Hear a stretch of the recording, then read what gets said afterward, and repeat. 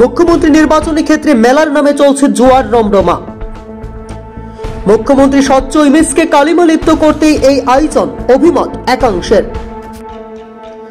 সচেতন মহল থেকে দাবি উঠছে, মুখ্যমন্ত্রী ব্যবস্থা গ্রহণ করুন।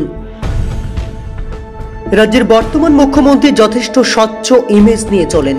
চলনে বলনে এবং নিজের নানাবিধ প্রশাসনিক তথা সামাজিক কাজকর্মের মধ্য দিয়ে মুখ্যমন্ত্রী প্রফেসর ডক্টর মানিক সাহা ইতিমধ্যেই একজন সর্বজন শ্রদ্ধেয় জননেতা বা দক্ষ প্রশাসনিক ব্যক্তিত্ব হিসাবে রাজ্য এবং রাজ্যের বাইরে স্বীকৃতি লাভ করেছেন।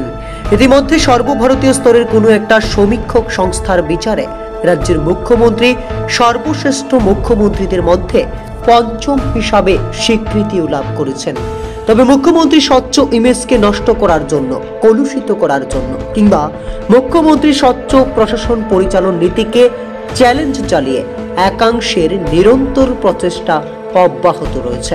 প্লেনেট ত্রিপুরা নিউজ আজকে আপনাদের সামনে এমন একটা প্রতিবেদন উত্থাপন করবে যার মধ্য দিয়ে সচেতন মহল আটকে উঠবে।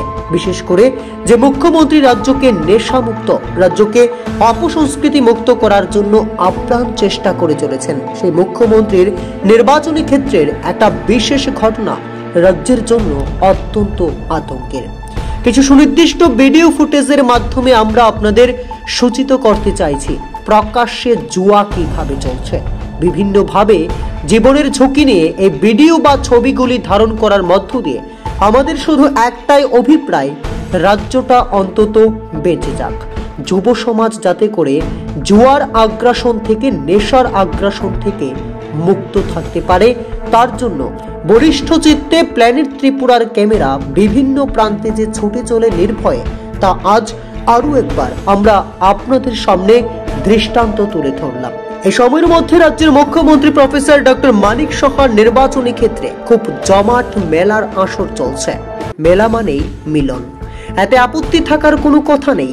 কিন্তু যখন পর্দার সামনে মেলা আর পেছনে জুয়ার রমরমা থাকে, তখন সভ্য সমাজের আপত্তি থাকার কথাই রয়েছে। সেই কারণেই আমরা আপত্তি স্বরূপ এই জুয়ার বিভিন্ন বিষয়গুলো আপনাদের সামনে তুলে ধরছি। আমাদের দৃঢ় বিশ্বাস, রাজ্যের মুখ্যমন্ত্রী সংশ্লিষ্ট বিষয় সম্পর্কে অবগত হওয়ার পর নিশ্চিতভাবে ভূমিকা গ্রহণ করবেন। শুধুমাত্র সংশ্লিষ্ট এই মেলার ক্ষেত্রে নয়, আগামী দিনেও যাতে কোনোভাবেই সংস্কৃতি চর্চার নামে অপসংস্কৃতিকে বেড়ে উঠতে সহায়তা আমরা না করি, সেই দিকটা নিশ্চয়ই মুখ্যমন্ত্রী ভাববেন, এই প্রত্যাশা আমরাও করছি। Bureau report, planet Tripura news.